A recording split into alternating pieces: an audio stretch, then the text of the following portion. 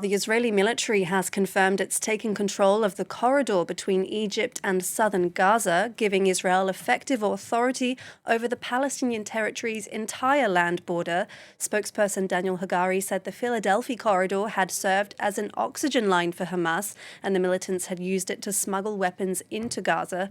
It comes as Rafah residents said Israeli tanks had pushed into Tel al-Sultan in the west and Yibna and near Shabura in the center. That's before retreating towards a buffer zone on the border with Egypt rather than staying put, as they've done in other offensive.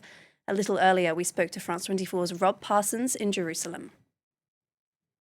The corridor runs about 14 kilometers along the border between Gaza and Egypt. It's really essentially a buffer zone, which is in some places as narrow as 100 meters wide. And in the past, Hamas has used it to dig tunnels into Egypt and bring armaments, munitions and other things into Gaza that they can use against the Israeli Defense Forces, which is why Israel decided that it was essential they could take control over the corridor, which they now say they have achieved, at least in operational terms. They control a good part of it, but they have operational control over the rest, meaning that there's a sort of fire control zone where Hamas would be unable to cross.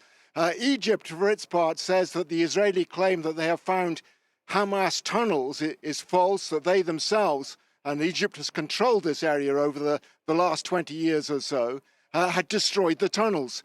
Israel says, well, no, we've found at least 20 tunnels. We've destroyed them now, plus the accessory tunnels, about 80 of them, leading to those as well. It claims that this is vitally important for the war against Hamas in the Gaza Strip. And now that they've achieved that, Hamas will find it much more difficult to ensure their supplies.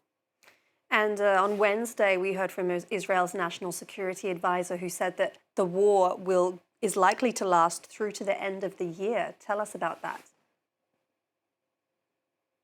Yes, I mean, this seems to fit in quite well with Benjamin Netanyahu, the Prime Minister's narrative, that this war has got to go on right to the end, that Israel will not stop until it has completely crushed Hamas. There are other versions of this coming out as well, other perspectives on where the war stands at the moment and how things should go forward.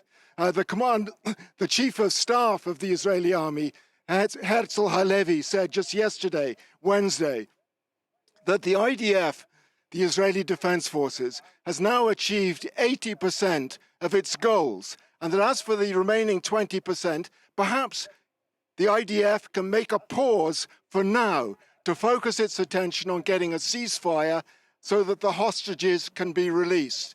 Another version of that was put out by the opposition leader, Gadi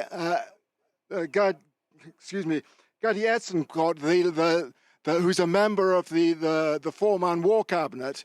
He said that the war is not going to end anytime soon, but the important thing now was for the Israeli Defense Forces to complete its operation in Rafah and then go towards a ceasefire and a hostage release. The war itself, he said, could continue, or the conflict, for 3 to 5 years, that Hamas was reorganizing, and it would be a while before it could be completely crushed. The key thing now, he said, finish what they're doing in Rafah, get the hostage deal done, and then look at what happens next.